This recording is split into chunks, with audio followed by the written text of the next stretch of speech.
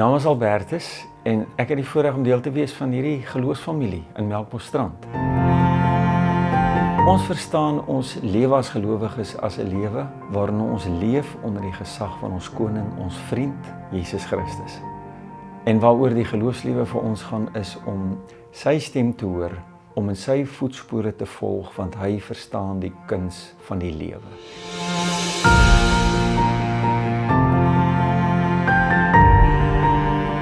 Ek is Dominee van Engelbrecht. Ek is predikant hier in Melkbos sedert 2020, Januarie 2020 het ek hier begin. Ek dink my hele bediening tot dusver het gedraai rondom jeug- en musiekbediening. En vir my die wonderlike is hoe die twee ook hier saamloop in Melkbos. Dit is die eerste gemeente wat my natuurlik aangestel het as 'n musiekdominee. So dit is vir my regtig 'n wonderlike voorreg om dit te kan doen.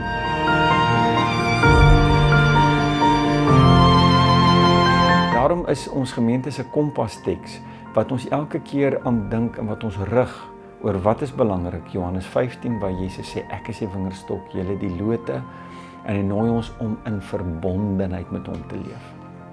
En wat ons poog is om in hierdie gemeente oral waar ons by mekaar kom, groot en klein, oud en jonk, op watter manier ook al, ruimtes te skep waar ons mekaar help om in te oefen in die kuns, om Jesus se stem te hoor en om Jesus toe te laat om ons te leer.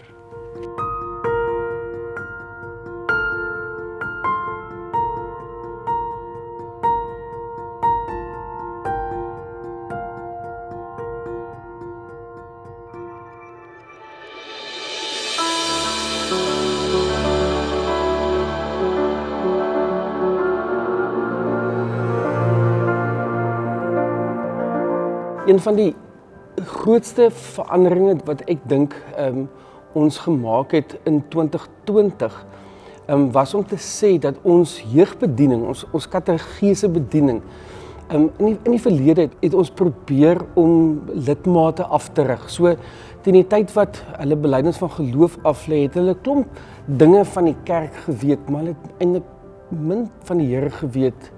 Dit is eintlik hartseer om dit so te sê, maar so ons het vir mekaar gesê, ons rig nie lidmate af nie, ons rus disippels toe.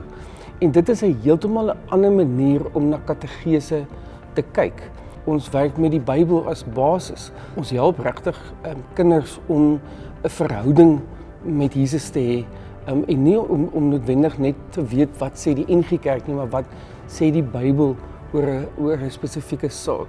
Ek dink dit is 'n wonderlike beweging waarmee ons besig is, en belydenisaflegging is eintlik nou iets wat heeltemal, dit is 'n roetemerker wat heeltemal eintlik los hardloop van ons kategese proses. Ons het die kategese, ons hele jeugbediening opgedeel, as ons die wikkelwurms wat tot voorskool hardloop, en dan het ons graad 1 tot 3 wat ons noem die lewende liggies. Dan die graad 4 en 5 sê dapper stappers, en dan die graad 6 en 7 is JICS, wat staan vir Jesus is koning, en dan is ons ankerbediening, is ons hoërskoolbediening. Daar was altyd hierdie vraag gewees, maar moet ons nie 'n aparte kinderkerk hê nie? Maar my probleem nog altyd daarmee was, dat aan die einde van kinderkerk, dan het die kinders eintlik geen verhouding, geen relasie met die volwasse erediensbediening nie.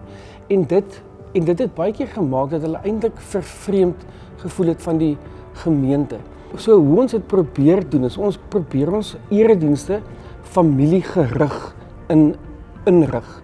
So ons praat van die groot woord daarvoor is intergenerasioneel.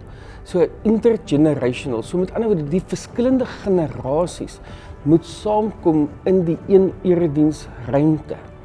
Maar nou verstaan ons dat 'n voorskoolse kind, 'n graad 2 kind, kan nie so lank stil sit soos wat 'n volwasse persoon stil sit nie. En daarom het ons dit so gemaak dat tot graad 5, hulle kom gewoon erediens toe, en dan is daar 'n spesifieke moment in die diens waar ons gaan sê, okay, goed, nou kan die kinders uitbeweeg, en dan van graad 6 af moet hulle dan leer om ook in die erediens, die hele erediens deur te sit, maar so ons het hierdie proses, hierdie hele beweging waardeur ons kinders toerus, sodat hulle ook gereed is om eendag dan 'n volwasse besluit kan neem om die Here te dien, om die Here te volg.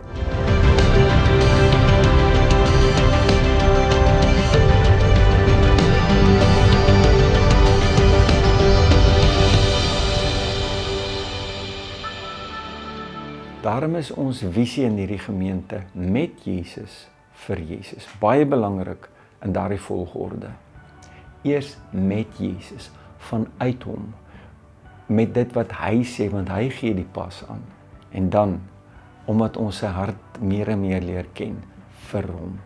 En hoe ons dit dan vir onsself prakties maak, is deur 7 fokusareas. Wat ons vir mekaar sê, kom ons hou dit in gedagte, want daarby wil ons in die loop van 'n jaar heeltyd by uitkom. En die eerste fokusarea is Jesus Christus as koning. Dit gaan oor Jesus, hy is die begin en die einde. Ons skep ruimtes waar hy aan die woord kom, waar hy die hoof is. Die tweede een is die Bybel as sy woord. Die Bybel is vir ons baie belangrik. Die Bybel is die plek van ontmoetings met Jesus self. Volgende fokusarea, om sy stem te kan hoor. Dis 'n kuns wat ons vir mekaar help om in te oefen en waarin ons wil groei. En dan natuurlik om te doen wat Jesus sê op alle vlakke, in my persoonlike lewe, in my gesin, maar ook vir ons as geloofsgemeenskap in hierdie dorp en hierdie stad van ons. Volgende een, om Jesus se liefde uit te leef. Dat sy karakter ons karakter begin word. En die volgende een is dat ons by mekaar in gemeenskap is. Die saamwees maak Jesus in ons en tussen ons sigbaar. En dan die laaste een is omdat dit oor Jesus gaan, om so te leef dat ons hele lewe 'n lewe is waarmee ons in gebed voor die Here staan. Ons nooi enige een om saam met ons letterlik as 'n familie hierdie kuns, die kuns van 'n lewe eerstens met Jesus in te oefen, want ons verstaan dit as lewe in oorvloed wat hy vir ons kom bring.